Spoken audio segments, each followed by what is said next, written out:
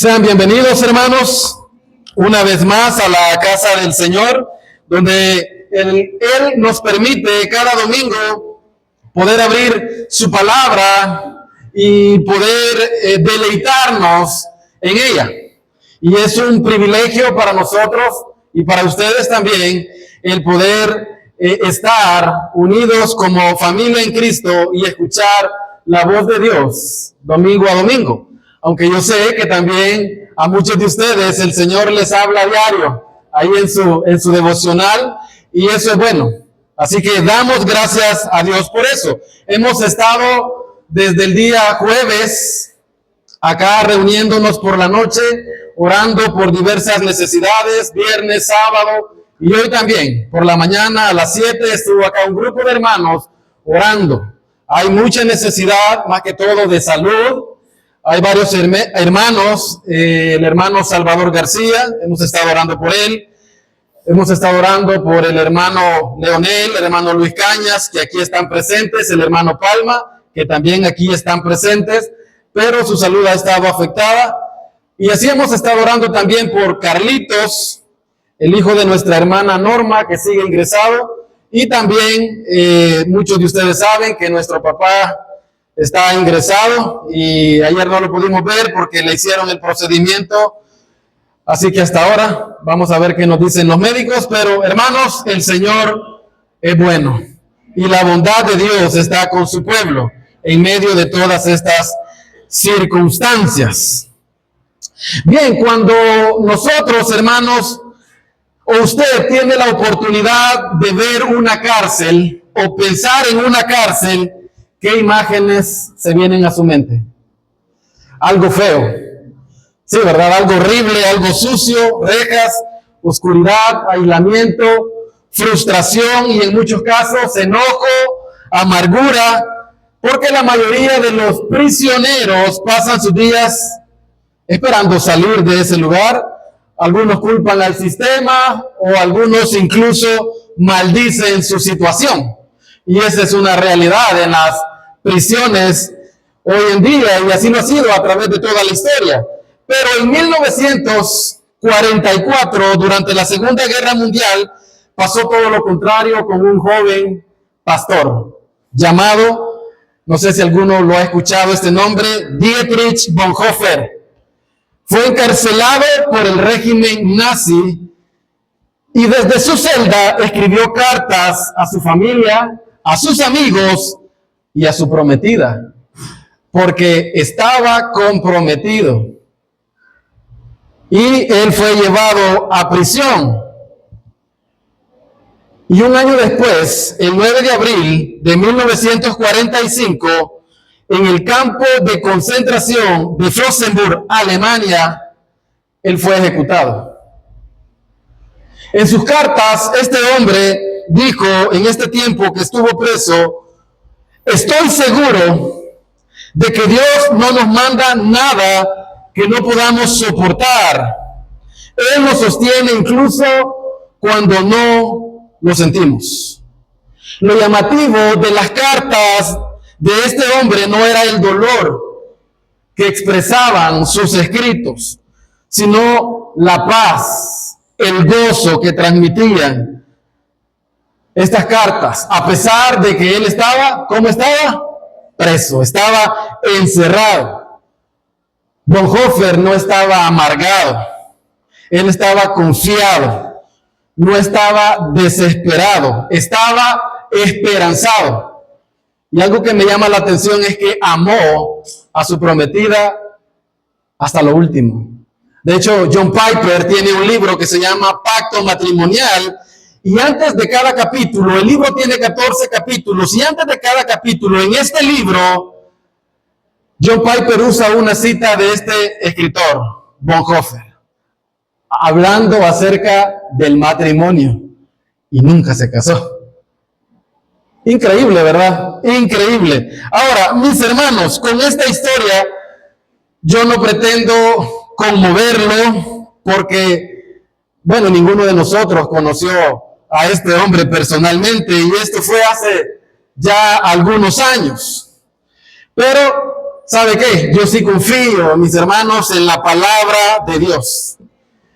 Que esta palabra, que es viva y es eficaz, no es solo capaz de conmovernos, sino que dice esta misma palabra que puede penetrarnos hasta lo más profundo del alma, del espíritu, hasta la médula de los huesos y juzgar los pensamientos y las intenciones del corazón. Eso puede hacer la palabra del Señor. Hemos estado orando con los hermanos y su servidora está orando para que el Señor nos muestre qué vamos a estar enseñando a la iglesia estos domingos. Y el Señor nos ha guiado a que estudiemos los días domingo la carta del apóstol Pablo a los filipenses.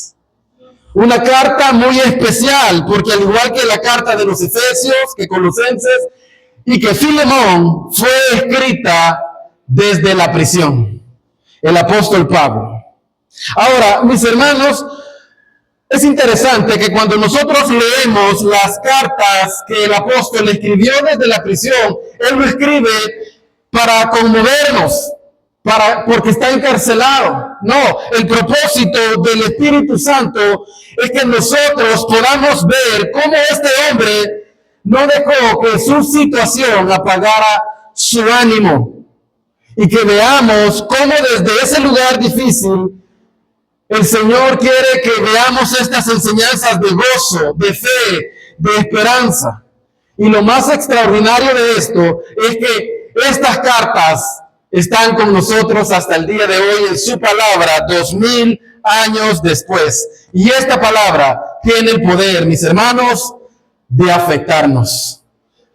Amén. Amén. Así es. Vaya conmigo, hermano, a Filipenses capítulo 1, versos 1 y 2. Vamos a introducir la carta esta mañana. Filipenses capítulo 1, versos 1 y 2. Cuando lo tenga, le invito a que se ponga en pie para darle lectura, y le vamos a dar lectura al unísono. Y los felicito. Me gustó cómo leyeron el capítulo 5 con el hermano Ricardo de Apocalipsis. Fue hermoso.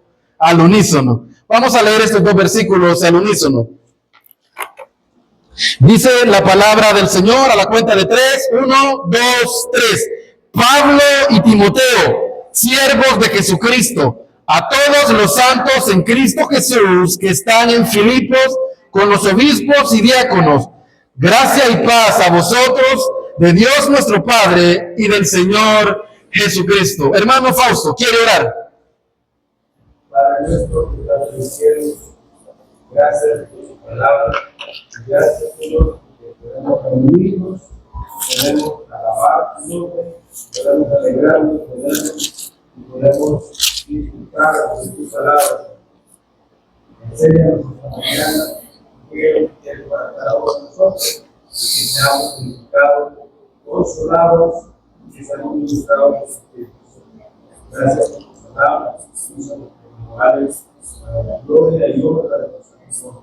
En el nombre de Jesús. Amén. Amén. Bien, puede tomar su asiento, hermano. Se cree que el apóstol Pablo fundó la iglesia de Filipos entre los años 49 y 51, más o menos, después de Cristo, durante su segundo viaje misionero. Usted puede leer todo el segundo viaje misionero del apóstol Pablo en el libro de los Hechos a partir del capítulo 16. Y si usted quiere ver todo lo que el Señor hizo a través de este hombre, véngase los miércoles. Estamos estudiando el libro de los Hechos. Vimos cómo el Señor usó al apóstol Pablo y a sus colaboradores en el segundo viaje. Ahora estamos por el tercer viaje. Estamos estudiando cómo el apóstol hace su ministerio en Éfeso. Así que véngase. En Filipos el Señor llamó al primer convertido en el continente europeo a una mujer llamada Lidia, correcto. Ahí esa mujer con todos los de su casa fueron parte de esta iglesia. Además, también el carcelero de Filipos, junto con todos los de su casa, fueron salvos en este lugar por el testimonio del Evangelio en Filipos, Macedonia, la primera iglesia de Europa. Ahora, otro dato a tener en cuenta es que esta carta fue escrita aproximadamente 10 años después de que el apóstol la había fundado, alrededor del año 60 o 61 después de Cristo. Y lo increíble, mis hermanos, del escrito del apóstol para esta iglesia es la cercanía que manifiesta cuando la escribe. Es una carta muy personal, muy afectuosa, que a pesar del tiempo que había pasado, él lo recordaba con mucho cariño. Es como si el hermano Manuel Nelson Cader, que ya no está acá, pero estuvo ministrando acá hace más de 10 años, yo creo que muchos de acá ya ni siquiera lo recuerdan. Ahora, es algo maravilloso lo que sucede con las iglesias que el apóstol Pablo fundaba, porque guardaba ese vínculo y las amaba, oraba por ellos y lo querían los hermanos. Bueno, al menos los de la iglesia de Filipenses, porque en otras iglesias sí el apóstol tuvo varias dificultades. Vea cómo les escribe en el capítulo 4, verso 1. Dice: así que, hermanos míos, amados y deseados, gozo y corona mía, estad así firmes en el Señor. Nosotros podemos ver cómo era el corazón de este siervo, un siervo que ama, que ora y que se goza en el crecimiento espiritual de la iglesia, aunque esté lejos y encarcelado, como lo estaba en esta ocasión cuando escribe a esta iglesia. Y como estamos en la intro de esta carta, yo le voy a dar una breve reseña de lo que vamos a estar viendo a partir de estos domingos. En el capítulo 1, Pablo escribe acerca del gozo en el sufrimiento, mostrando cómo éste puede crecer aún en medio de circunstancias difíciles, aún en medio de la prisión. Además, en este capítulo, él brinda un informe positivo de sus circunstancias.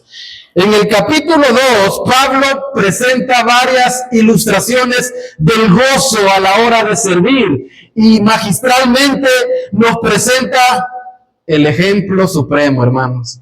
Nos muestra a Cristo en su humildad y en su exaltación al descender desde los cielos por amor, como él se hace un siervo. En el capítulo 3, Pablo habla del gozo en conocer a Cristo por encima de todo lo demás, rechazando todo aquello que antes consideraba por ganancia. Ahora dice él que lo estima como pérdida por el incomparable valor de conocer a Cristo. Y finalmente en el capítulo 4, Pablo escribe sobre la fuente del gozo cristiano, como lo es la oración, la paz de Dios, el contentamiento y la gratitud. Y aquí en este último capítulo aprovecha para agradecer a la iglesia de Filipos por sus generosos donativos, porque era una iglesia que siempre estuvo preocupada por el apóstol y estuvo apoyándolo económicamente. Y también les agradece por el generoso donativo que esta iglesia envía a la iglesia de Jerusalén. Así que este es un breve resumen de la carta de Filipenses, que solo contiene 4 capítulos, pero que si Dios permite, estos domingos vamos a estar viendo, navegando por estos versículos. Y el Señor, mis hermanos, el Espíritu Santo fue quien inspiró estas palabras que nosotros tenemos acá. Y debe de ser nuestra oración que el Espíritu Santo, quien reveló estas palabras, ilumine nuestro entendimiento para que podamos disfrutar de la lectura, para que podamos comprender y apreciar fielmente lo que Él quiere enseñar a su pueblo a través de la carta de Filipenses.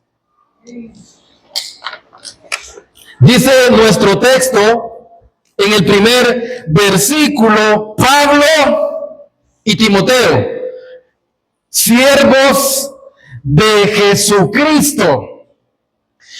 Pablo junto a Timoteo, mis hermanos, se presentan en el primer verso de esta carta como ¿qué?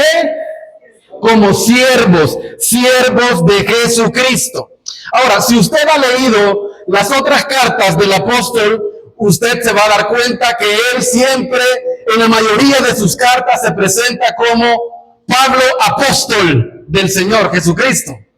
Pero es curioso que en Filipenses él no se presenta como apóstol, él se presenta como siervo. Y la razón, déjeme decirle que es muy significativa, porque en la iglesia de Filipos nadie dudaba de la autoridad del apóstol Pablo, nadie.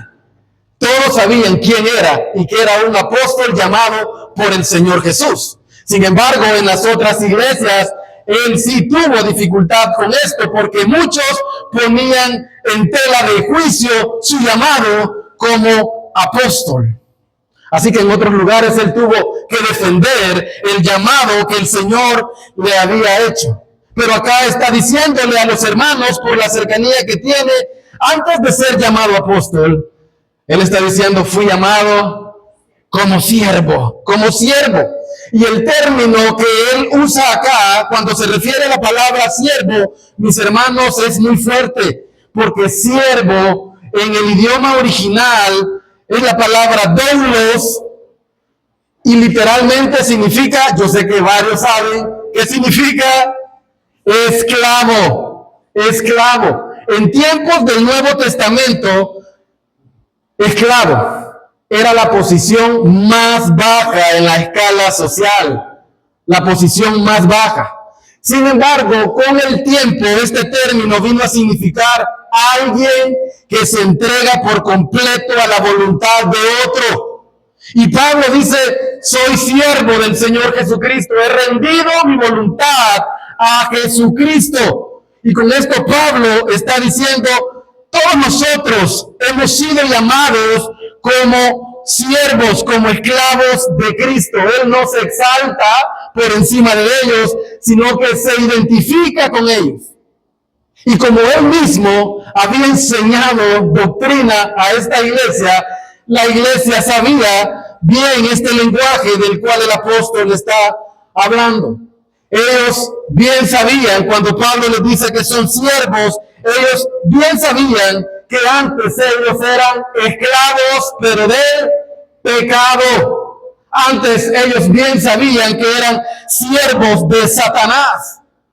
Y ahora sabían que al ser siervos de Jesucristo, habían sido comprados por precio.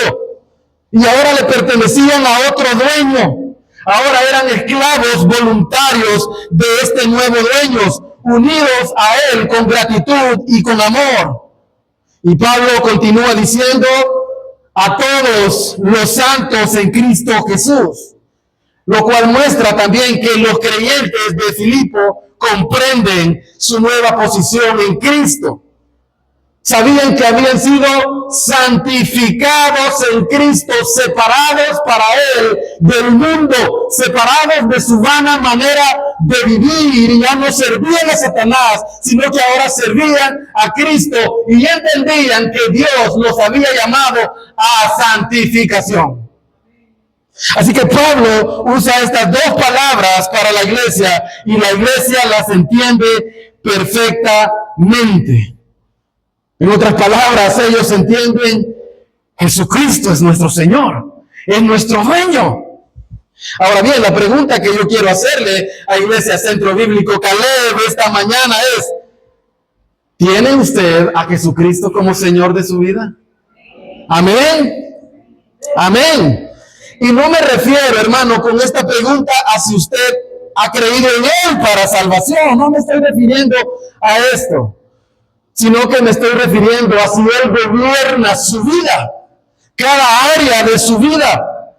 Porque si nosotros decimos que Él es nuestro dueño, un dueño tiene derecho sobre todo, sobre todas las propiedades, sobre todas las personas, tiene el derecho absoluto de dirigirnos.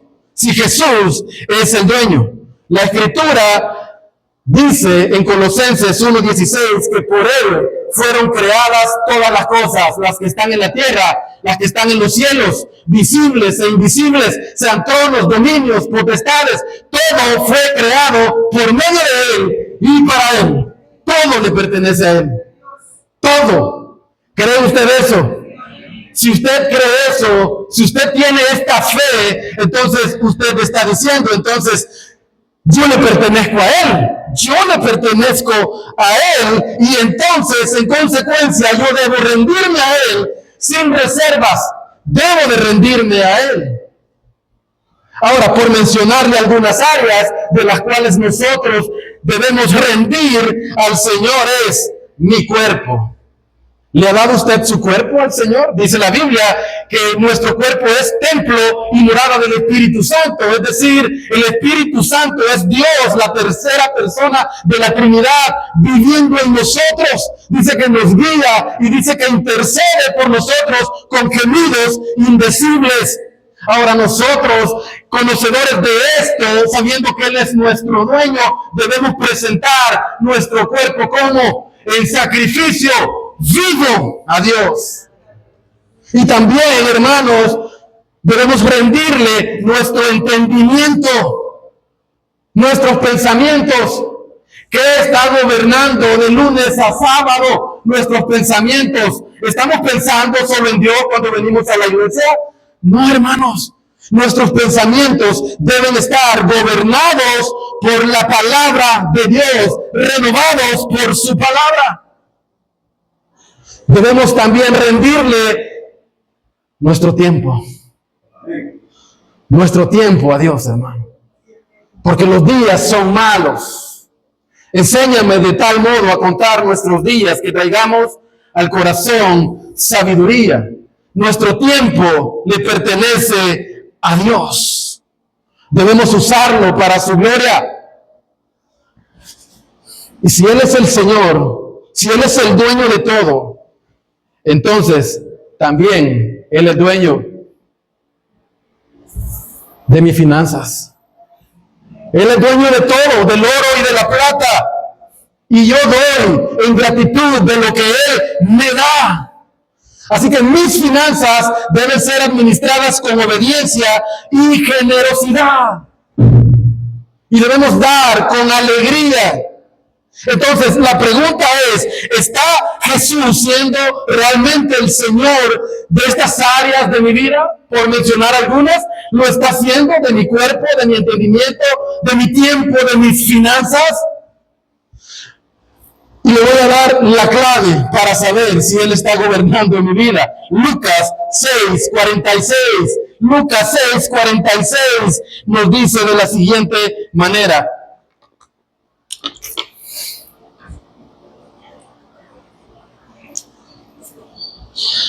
¿Por qué me llamáis Señor, Señor, y no hacéis lo que yo digo? Esta otra vez la palabra, Señor, Señor.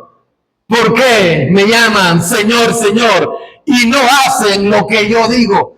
Entonces, mis hermanos, una buena manera para medir si Él es nuestro Señor, ¿sabe cuál es? Nuestra obediencia. Nuestra obediencia. Pablo, estando en prisión, tenía muy claro todo esto. Y por eso él escribía con convicción. Y él decía, soy siervo del Señor y soy santificado, apartado para Él. Y la palabra del Señor no está presa, decía él. Y en esto me gozo. ¡Wow! El apóstol Pablo, hermanos. Así que Pablo y Timoteo, en primer lugar, siervos del Señor. Iglesia Centro Bíblico Caleb, siervos del Señor. Amén. Amén. En segundo lugar, en el versículo 2, mis hermanos, usted puede ver, dice el saludo del apóstol Pablo a esta iglesia, dice, gracia y paz a vosotros de Dios, nuestro Padre y del Señor Jesucristo. Gracia y paz, dígale a su hermano, gracia y paz, dígale ahí, de parte del Señor Jesucristo y del Padre. Amén. Mis hermanos, a lo largo de la carta hay un tema que se repite constantemente y que yo lo he estado mencionando intencionalmente durante este mensaje. ¿Y cuál es ese tema? Esa palabra que yo he estado repitiendo es el gozo. Es el gozo, el gozo. Filipenses es conocida como la carta del gozo. Del gozo. Esta palabra gozo aparece al menos 16 veces en tan solo 4 capítulos. Aparece la palabra gozo. Ahora, la pregunta es, ¿cómo puede estar alguien gozoso estando preso? Por eso le preguntaba al inicio, ¿qué imagina usted cuando se imagina una cárcel o va a una cárcel?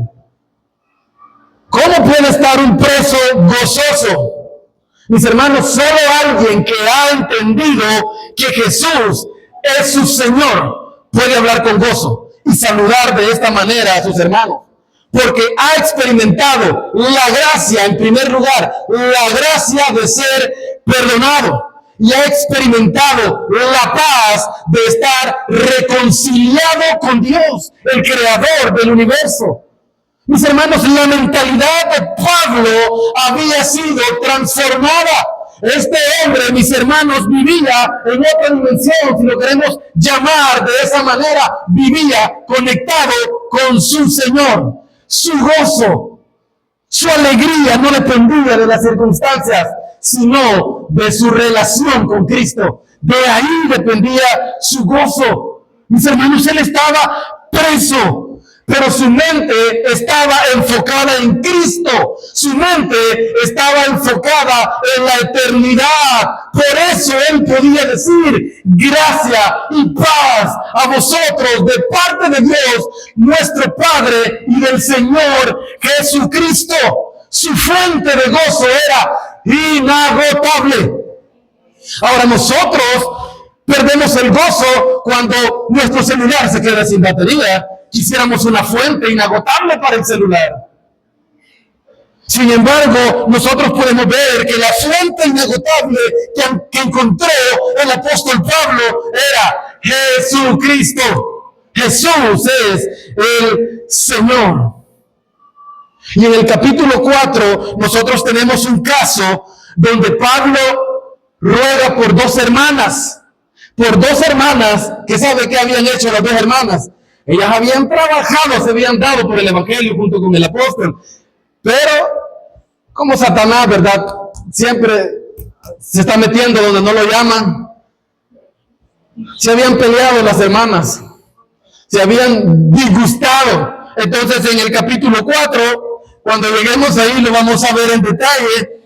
Se habían peleado. Y Pablo le dice a su consiervo, ayuda a las hermanas, por favor, para que ellas puedan estar en un mismo sentir en el Señor. Y ahí en esa parte, mis hermanos, en ese contexto, les recuerda que están inscritos en el libro de la vida. Me pareció interesante este detalle. Y luego de que les dice que están inscritos en el libro de la vida, dice, regocijaos en el Señor siempre. Otra vez os digo, regocijaos. Mis hermanos, y acá es donde se vuelve real para nosotros esta parte de la Escritura. Usted y yo no sabemos cuál fue el desenlace de estas hermanas, porque la Biblia no dice si se reconciliaron o vivieron enojadas para siempre. Pero Pablo, por los frutos que tenían, sabía que estaban inscritas en el libro de la vida y aconseja a la iglesia que ayuden a las hermanas. Ahora bien, este motivo, claro que entristecía al apóstol Pablo. Claro que le dolía, claro que oraba por esto. Y se vuelve real para nosotros esta parte, mis hermanos. ¿Sabe por qué? Porque los problemas vendrán. Vendrán. Grandes y pequeños, los problemas vendrán. Y cuando lleguen los problemas, recuerde esto, que su nombre está inscrito en el libro de la vida. Y recuerde esto, regocijaos en el Señor siempre. Aunque tenga el problema, hermano, siempre, dice la Escritura, siempre regocijémonos en el Señor. Ahora ven, Problemas pequeños hay y grandes. Pequeños, bueno, ustedes encargados de algún ministerio en la iglesia, citan a los hermanos a las 6:30, hermanos, es la reunión. ¿A qué hora llegan los hermanos? 7:30. No pierda el gozo por esto, hermano. Venimos tarde a los cultos. No perdamos el gozo por esto. Nosotros debemos aconsejar, debemos exhortar de que seamos responsables, de que estemos a tiempo. Pero no perdamos el gozo por esto. Algunos tendrán malas actitudes. Otros van a criticarnos, van a murmurar de nosotros. Siempre habrá problemas de todo tipo. ¿Y sabe qué? Usted posiblemente también prestará dinero, ya sea a cristianos y a no cristianos. ¿Y qué sabe? ¿Y qué va a pasar cuando usted preste dinero? No lo van a devolver, hermano. No cuente con eso, así como hace el pastor Palma. Yo hago cuenta y caso que lo regalo, dice. Así que eso va a pasar. No pierda el gozo por eso. Haremos negocios con cristianos y no cristianos y posiblemente las personas nos van a quedar mal. Nos vamos a enfermar. Perderemos seres queridos. Enfrentaremos todo tipo de pruebas en esta vida. Pero Pablo está con un problema serio. Está preso en condiciones paupérrimas y dice: regocijaos en el Señor siempre. No porque la vida sea fácil, hermano. No porque estas cosas no afectan. No porque estas cosas no nos hagan llorar. No, hermano. Sino porque el Señor es suficiente. Sino porque el Señor es suficiente y es una fuente eterna de gozo. Por eso, hermanos, nosotros estamos perdiendo el gozo con cualquier cosa. Cualquier cosa nos amarga. Por ejemplo, ¿cuántos están en el tráfico pesado de San Salvador? En Santa Ana también ya se volvió un caos. Y según estudios, hermanos, el tráfico pesado genera estrés, frustración, afecta el estado de ánimo de las personas, según estudios. Ahora, es interesante que estos mismos estudios dicen que de 20 personas, 10 llegan tranquilas a su trabajo y 10 llegan frustradísimas. ¿Qué pasó? ¿Dónde está la fuente de gozo de estos 10 y de los otros 10? No lo sé. El artículo no decía si eran cristianos. Pero es interesante notar esto, que 20 personas expuestas a lo mismo y 10 estuvieron amargadas y 10 no. El día de ayer estaba esperando el bus, íbamos para el seguro y como estaba jugando al FAS, estaba lleno todo eso y el bus nunca pasaba. Y estaba una señora que no sé quién era y comenzó a maldecir, pues allí de cada 5 palabras, 4 eran vulgaridades. Y la señora decía: por eso no fui motorista, decía, porque si yo hubiera sido motorista, en 5 minutos estuviera en el centro. Y hablar pestes, malas palabras. Y la gente se reía, pues. Quizás no estaba en sus 5. Pero este mundo, mis hermanos, vive frustrado, vive amargado, porque la fuente de su gozo no está en Cristo el Señor. Muchos hoy en día se autodenominan cristianos, pero carecen de gozo, porque han basado su gozo en cosas, en circunstancias externas, en personas. Por eso le menciono algunas. Por ejemplo, el ministerio que tenemos en la iglesia no es eterno, ¿no? Algún día vamos a dejar de estar en el ministerio que el Señor nos ha dado. ¿Y cuál es el problema, pues? ¿Cuál? Ninguno, porque el Señor es mi gozo, no es el ministerio. Mi trabajo no debe de ser el gozo, debe de ser el Señor. El dinero no debe de ser mi gozo, debe de ser el Señor. Mi pareja, mi novio, mi novia, mi cónyuge, no deben de ser mi alegría, debe de ser el Señor Jesucristo que me salvó y se entregó a sí mismo por mí. Por eso podía decir, siervo de Jesucristo, santificado, apartado para Dios. Y en Efesios dice que desde antes de la fundación del mundo. Ahora, mi hermano, déjeme decirle algo. Todas las cosas externas en este mundo le van a fallar. Le van a fallar. Y si Jesucristo no está siendo la fuente de gozo, entonces yo me voy a llenar de amargura. De amargura. Y eso es lo que pasa cuando nuestro gozo no viene del Señor. Ahora, yo me alegro, hermanos, y me gozo bastante por cómo algunos hermanos han enfrentado dificultades grandes. Y solo voy a hablar de un punto nada más, y es de salud. De hecho, Satanás sabía esto, piel por piel. Todo lo que el hombre tiene dará por su vida. Tócale su cuerpo, tócale, y verás cómo blasfema contra ti en tu propia cara. Sin embargo, Job no pecó contra el Señor. Y me gozo porque yo sé que hay muchos hermanos que les han llegado pruebas difíciles de salud. Acá en la iglesia Caleb, hermanos. Y el Señor los ha sostenido. Y yo veo a los hermanos congregándose, yo los veo con gozo. Y esto debe de servir de ánimo para nosotros.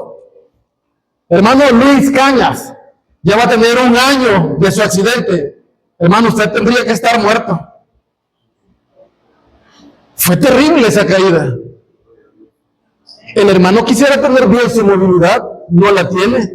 Pero el hermano ahí está orando cada vez que viene al templo. Debe de ser de ánimo. El hermano Palma, ¿cuánto hemos orado por el hermano Palma? Un problema de colon muy serio. Diagnóstico, cáncer. ¿Y ahora qué hizo el Señor, hermanos? Lo sanó. ¿Y cuántos hablaron con el hermano Palma durante el proceso de su enfermedad?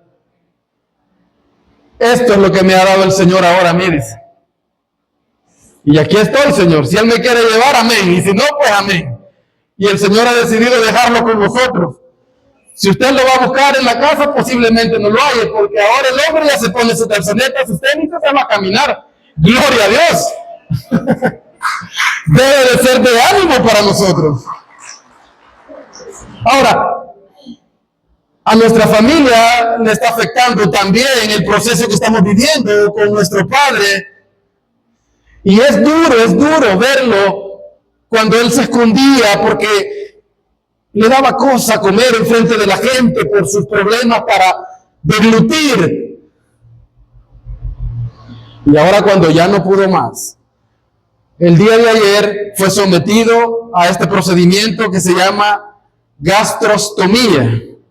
Le insertaron un tubo en el abdomen para que él pueda ahora tener alimentos y no muera de desnutrición. Es la única opción que teníamos.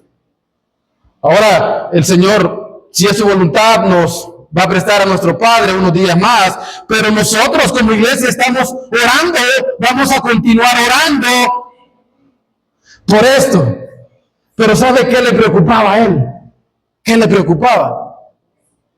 La limpieza del templo le preocupaba. 5 de la mañana estábamos aquí con mi hermano hoy.